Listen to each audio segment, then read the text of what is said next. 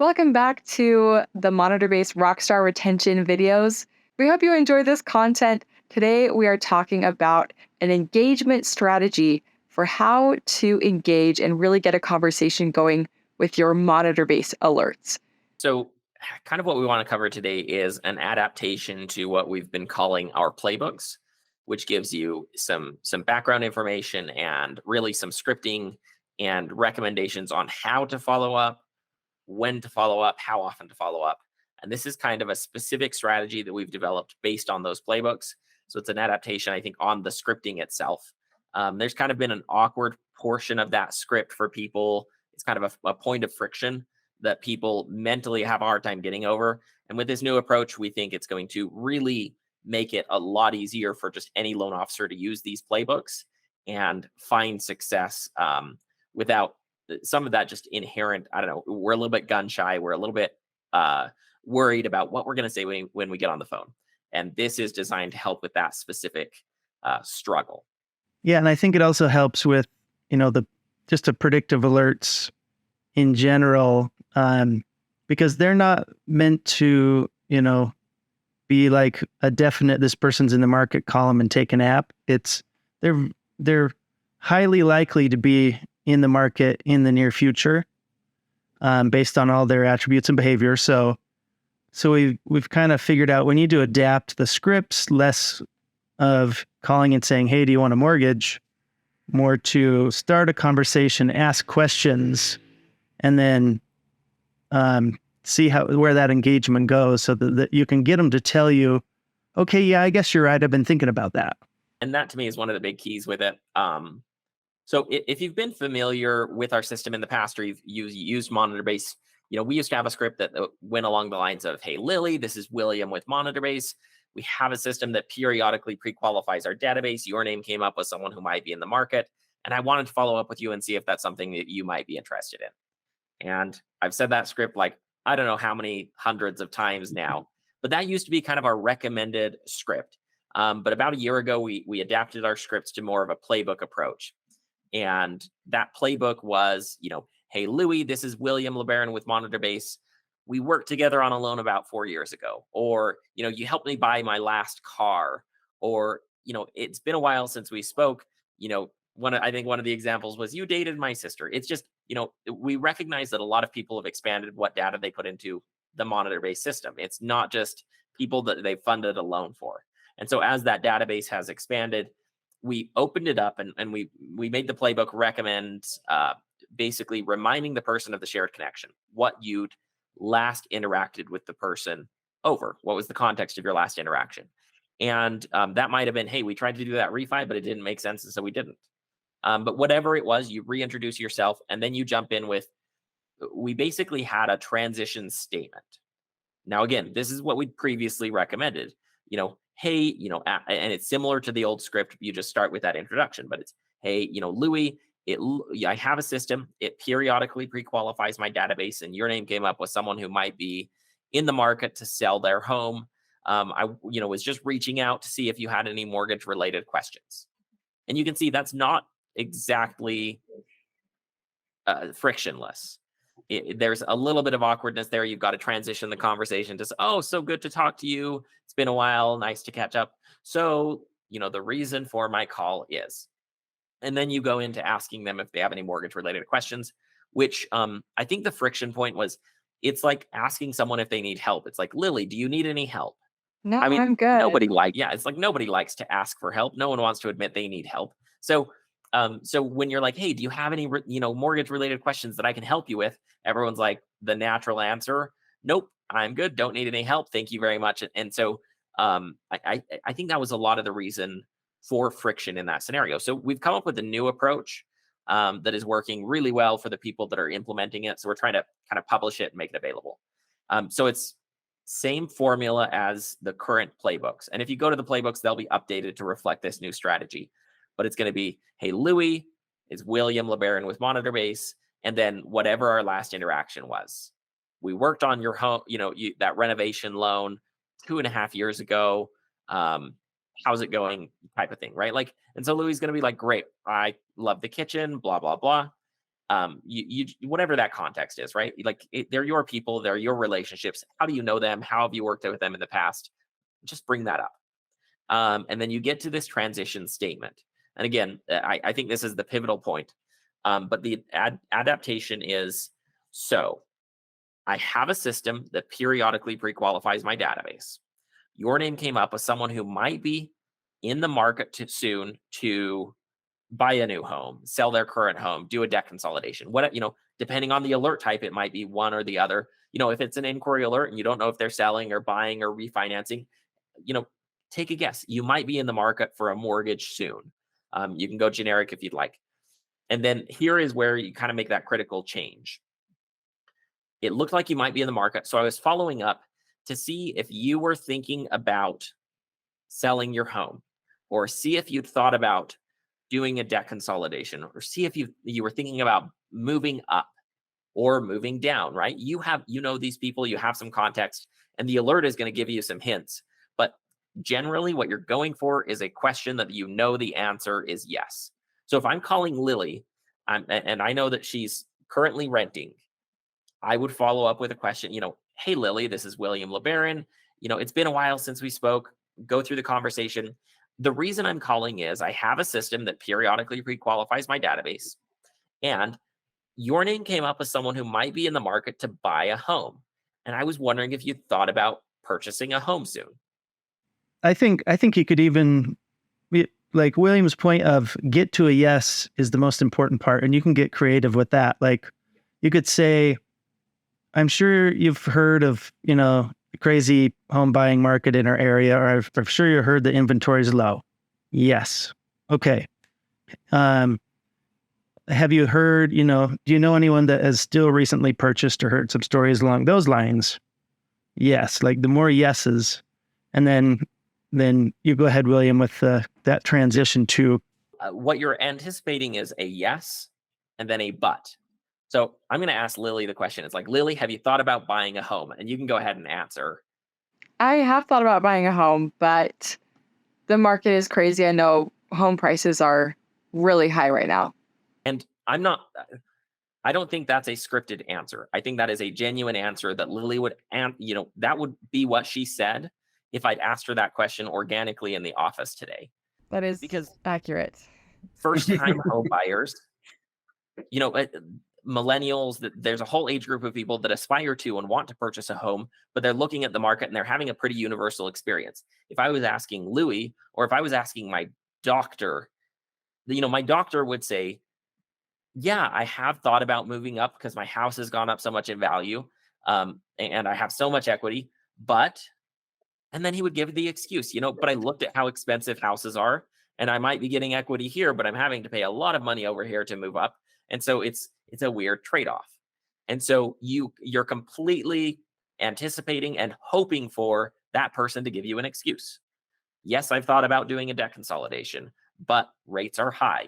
Yes, I've thought about selling my home, but to purchase a new home is really expensive. Yes, I've thought about being a first-time home buyer, but inventory is low and prices are still not coming down, right? Everyone has a yes, but.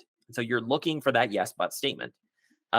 So I like what Louis says. It's asking questions that the answer is yes, but ultimately you're looking for that yes, but. And then the response that you need to have ready to go. And this should be organic for most loan officers. It's like, I totally understand where you're coming from, Lily. Inventory has been crazy. Obviously, I'm expressing empathy and I'm repeating back what she's expressed to me. And then I'm going to tell her a story about someone that I've helped who was in a similar situation to her with similar concerns to her. a story. And it's a story. And it's really important that it's a story, because if I just tell Lily, no, you're wrong. Right. Inventory is low, but it's a great time to buy a house. And here are all the statistics why. Everyone's like, well, that's a bit aggressive. No, Right. thank you. I tell them, you're absolutely right. But let me tell you this story of something I've recently experienced. So you're not contradicting them, right? Exactly. And it's not about contradicting them. It's completely about connecting, showing empathy, and then telling them a story of a slightly different version of events than what they have in their head. And it should break a kind of a false belief. And so the false belief might be, prices are really high. There's nothing in my price range. It's not something that would work out for me. I don't have any options right now. Thank you anyways. No thanks. And that's kind of the internal dialogue that they have going. But if you tell them, hey, I actually worked with a first time home buyer recently. They graduated from college about a year ago. They have kind of an entry level job, but we were able to figure this out with this particular property type or this particular strategy or loan program. And it worked out for them and they're really excited to be in their home. That could blow someone's mind. They really would be like, I didn't even think it was possible for me. Yeah. And what you're describing sounds possible. And you're not telling them, no, I can qualify you and get you into a home and here's all the things. And you're working with people like this. You're working with people that have the excuses, but for whatever reason, it makes sense for them or they were able to overcome it. So you're just retelling that story. And if it was 6 months ago or 8 months ago, that's totally fine. And so kind of bringing it back, I think the most important thing here is you're adjusting your strategy to search for or ask questions where the answer is yes. And particularly if that answer is going to be, yes, I have thought about it, but here's my excuse why I haven't.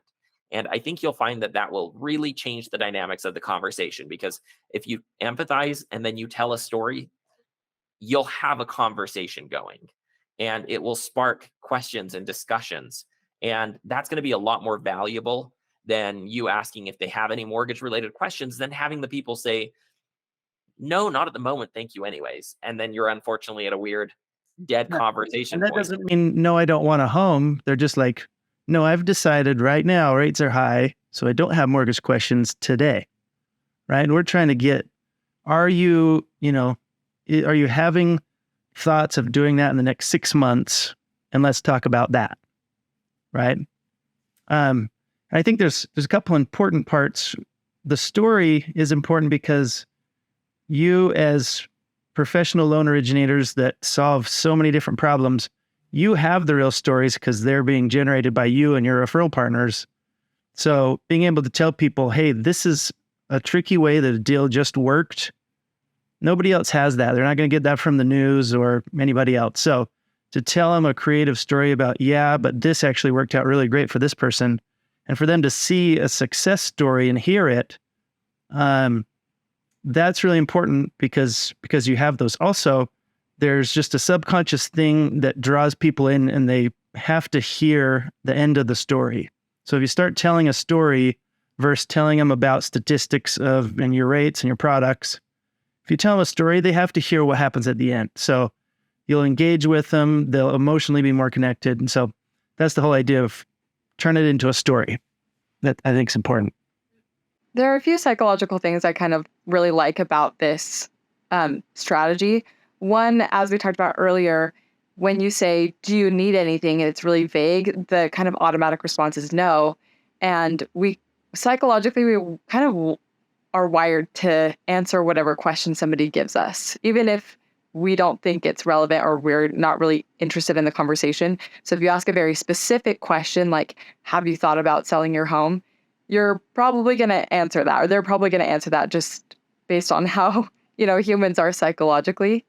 And the other part of this is that if you are focusing on listening to them and hearing their valid concern about whatever their, but assumption is the reason why they haven't made that next step, then they're really feeling heard and they're getting that customer service experience that is going to make the difference for them between you and somebody else who doesn't really listen to them. And that also is going to bring you referrals because they're going to feel like you really listened to them, you heard them, you understood their concern, and they're going to want their friends and family to have that same experience.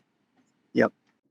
I think one aspect here is, and this is particularly true for the predictive alerts, these people are not people you have to pressure into starting a loan process on the phone. That's not at all the goal. No. You're looking for creating a conversation, putting an idea in front of them, and then they're going to naturally think about it. And if you were the resource and had the conversation and you connect with the person, if they apply in 60 or 90 days, which is kind of the goal for the predictive alerts, it's that 60, 90-day window, even 120 days out, you will have connected with the person recently. And you're going to be the natural person they go to. And so a lot of people, you'll have that conversation and you'll be planting the seed in their mind that is going to slowly germinate. And that will, be the thing that helps move them forward, and you'll be the natural person they come to. So I think the goal isn't, it has to be a slight shift from our mindset, particularly when you're thinking predictive versus inquiry. Because an inquiry alert, they're in the market right now, whereas a predictive is they're going to be in the market soon. Either way, this script is going to work. But if you take the the mindset of, I don't have to push them into a loan application right now. I have to understand their current scenario and what they're thinking about and listen, and then help them look at things a little bit different. And I'm going to do that with a story. You'll find, these people will come back to you. It'll start a conversation that you're going to carry on for the next 3 months until they're ready to go. So that's really the thought process with this particular strategy. Yeah, and if you listen to our last Retention Rockstar video, we talked about the funnel, and this is really just trying to get them from one stage in the funnel down to the next stage, because you're not going to take them from the top right to closing, especially in this market. People have to go through those phases of the funnel. So you're just getting them from they know your name to now we're talking. And the more people that you go from know your name to now we're talking, that means the more of those can go down to now we're talking about when, and now we're taking an app, and now we're actually getting closing docs. So you're just trying to get them moved down the funnel that one step. So that means we're having conversations about plans. And then they'll come, like William said, they'll come back to you because you just had this conversation. They'll be thinking about it for the next, 2 weeks, or start talking about it at dinner. And then they'll say, you know what? That story you told me, I think that might work out for us. So let's talk a little more about that.